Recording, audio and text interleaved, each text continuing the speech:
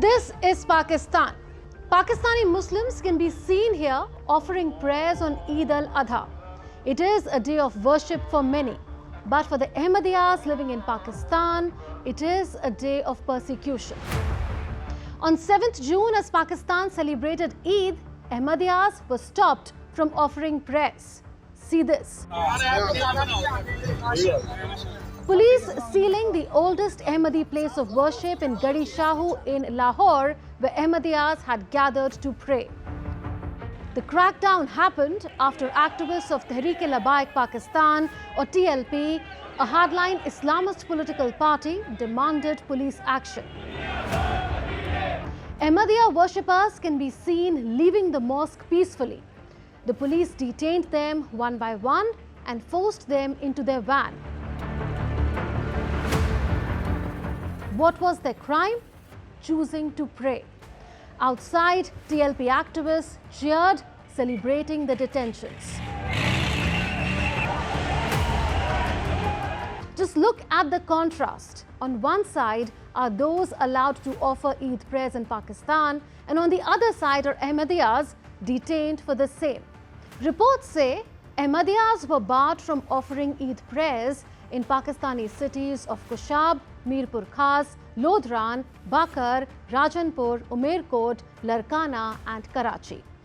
According to Jamaat-e-Ahmadiyya Pakistan, that represents the voice of the community, in some cases, members of the hardline Tehreek-e-Labbaik Pakistan allegedly forced Ahmadis to recite the Islamic Declaration of Faith under threat and claims their forced conversion as a victory.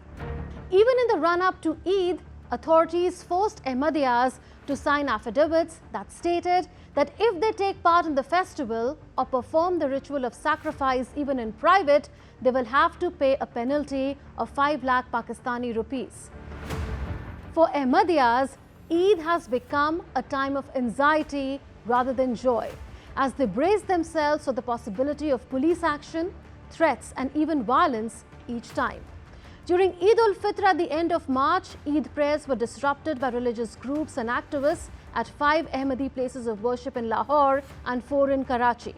There were incidents of harassment after Friday prayers almost on weekly basis in Sindh and Punjab provinces, particularly during the Islamic month of Ramadan. In that period, at least 63 Ahmadiyyas were detained for offering prayers. In 2024, during Eid-ul-Adha festivities, members of the community were targeted, detained and harassed across various districts of Pakistan for attempting to perform Eid rituals. Fact is that the Ahmadiyyas in Pakistan constantly live under the shadow of fear. See this. A woman being harassed by police in Pakistan only because they suspected she was an Ahmadiyya.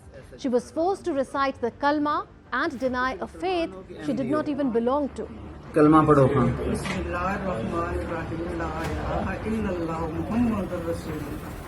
In May, TLP extremists destroyed a cold storage cabin in public after learning that the body of an Ahmadiyya woman was stored in it. For the Ahmadiyyas in Pakistan, there is no dignity even in death.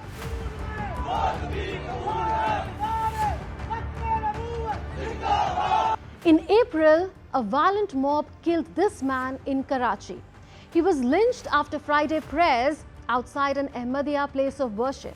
The mob was angry that Ahmadiyyas were allegedly offering Friday prayers. He was beaten to death with bricks and sticks while the hate-fueled mob screamed slogans. He was murdered by a mob backed by the state for offering a prayer. Graves belonging to the Ahmadiyya community are often desecrated in Pakistan. Ahmadiyyas' mosques are attacked and desecrated too. It is no exaggeration to describe the life of an Ahmadiyya in Pakistan as one that faces persecution from the cradle to the grave. At every step of their lives, they remain at risk of arrest, attack or harassment. And even after death, as you saw, their graves are targeted and bodies exhumed. In Pakistan, if you want a passport, you must first declare Ahmadiyyas as impostors of Islam. This rule forces Ahmadiyyas to either renounce their faith or give up their right to a passport. That's not all. Discriminatory provisions in Pakistan's electoral law effectively deprived the Ahmadiyyas of their voting rights. And here's the irony. These are the same Ahmadiyyas who had played a pivotal role in the creation of Pakistan. They had extended unequivocal support to Muhammad Ali Jinnah and his Muslim League for the creation of Pakistan, but have since been bearing the brunt of repression in the very Islamic Republic they helped form. So who are the Ahmadiyyas? It is a peace-loving religious community that has faced persecution since their inception in 1889. Its founder, Hazrat Mirza Ghulam Ahmad, was born in 1835 in Qadian in Gurdaspur in present-day Punjab in India. He was unique in the Muslim world by virtue of his claim to be the Messiah and Imam Mahdi, who held the status of a subordinate prophet to the Holy Prophet of Islam. The main bone of contention between the Ahmadiyya community and Pakistan centers on religious identity and legal status. Ahmadiyyas consider themselves as Muslims and follow the teachings of Mirza Ghulam Ahmad. But many Muslims in Pakistan reject this belief, insisting that Muhammad is the final prophet and that any claim to prophethood after him is blasphemous. This disagreement has led to dehumanizing legal and social consequences for the Ahmadiyyas. The first major wave of persecution occurred in 1953 when anti-Ahmadiyya groups including Jamaat-e-Islami and Ehrar launched a massive agitation against the Ahmadiyya community. The unrest was so severe that the government imposed martial law and dismissed the federal cabinet to restore order. Another major escalation happened in 1974 following clashes between Ahmadiyyas and non-Ahmadiyyas at a railway station in Rabwa, a town largely inhabited by Ahmadiyyas. Pakistan's Prime Minister then was Zulfikar Ali Bhutto. Pakistan's parliament amended the constitution to declare Ahmadiyyas as non-Muslims. This stripped Ahmadiyyas of their religious identity in the eyes of the state, the first such action against them anywhere in the world. In 1984, the persecution intensified when Pakistan's then military ruler, General Zia-ul-Haq, enacted Ordinance XX. It criminalized fundamental aspects of Ahmadiyyas' religious practice, making it illegal for them to call themselves Muslim or refer to their faith as Islam, call their places of worship mosques, make the Islamic call to prayer, propagate or preach their faith, use Islamic terminology or greetings publicly, or practice any aspect of Islam either directly or indirectly.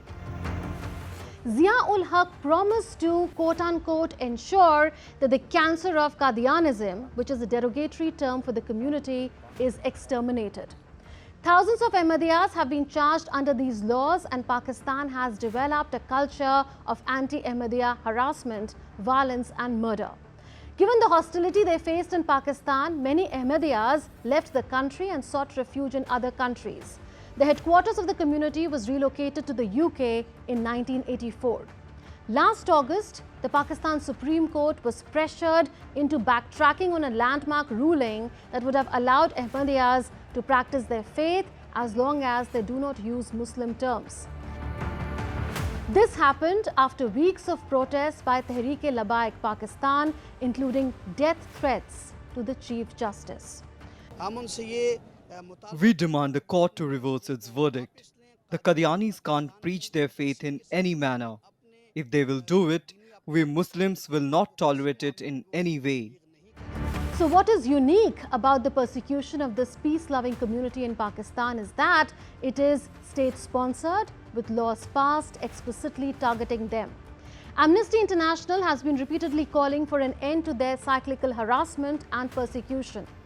Ahmadiyyas are raising their voices to demand an end to the repression they face in Pakistan. In 2019, during his first term as US President, Donald Trump met Shakur Bahi, an Ahmadiyya from Pakistan who endured 3 years behind bars. His only crime was his faith.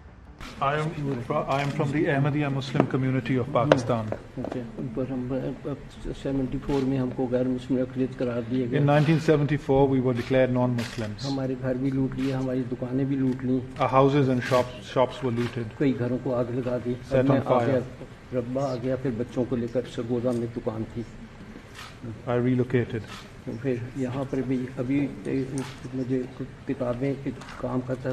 तो किताबों पर उन्होंने सजा दी। I was a 5 साल salesman, and then I was in prison for 5 years for selling books. और 5 साल कैद व मुशक्कत और 6 लाख रुपए जुर्माना।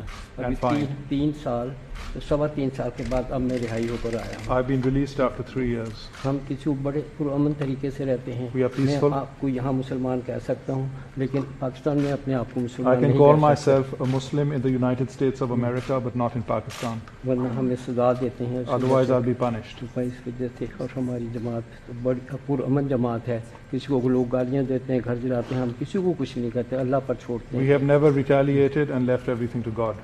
Pakistan is infamous for religious intolerance and persecution of religious minorities, Hindus, Christians, Ahmadiyyas, and so on. Though under Article 20 of Pakistan's constitution, every citizen is guaranteed freedom of religion, the Ahmadiyyas are routinely denied this right, along with other fundamental rights. Ahmadiyyas and other minority communities in Pakistan are also entitled to protection under international human rights law, especially regarding freedom of religion, but these protections are not enforced by the Pakistani state. UN human rights experts and committees have repeatedly called on Pakistan to repeal or amend its discriminatory laws and practices against Ahmadiyyas, but these recommendations have not been implemented. Even in 2024, the United Nations Committee on the Elimination of Racial Discrimination expressed concern about harassment and intimidation suffered by the Ahmadiyyas in the period before and during Eid-ul-Adha and the impunity with which perpetrators act in Pakistan.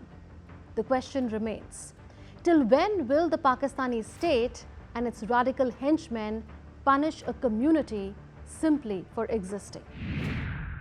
That's it in this edition of Connecting the Dots. We'll see you in the next episode with more raging issues. Until then, it's a goodbye from all of us in the Delhi newsroom. This is Munmun Bhattacharya signing off. Take care and stay safe.